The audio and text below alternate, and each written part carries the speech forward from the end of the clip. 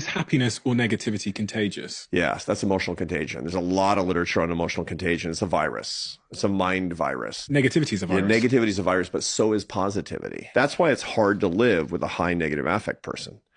That's Why? why, because high negative affect people will spread a negativity virus. Even if you live down the street. Well, it depends on how much contact you have with that person. And so, that's why you want your kids to hang out with positive friends. That's why you'll see when you have your kids, and when my kids were little, they would have that one friend who's like happy all the time. You love that kid. You have the one kid who's just Mm. bummed out all the time. You're like, I don't want my kid to be around that, because that infects the attitudes of your children. In the book, you say living within a mile of a friend or family member who becomes happier Mhm. makes you 25% likelier to become happier too. That's called the Framingham Heart Study. For many, many, many years, they were looking at the trajectory of people's lives to look at heart, issues.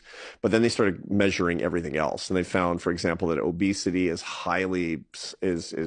very easy to catch.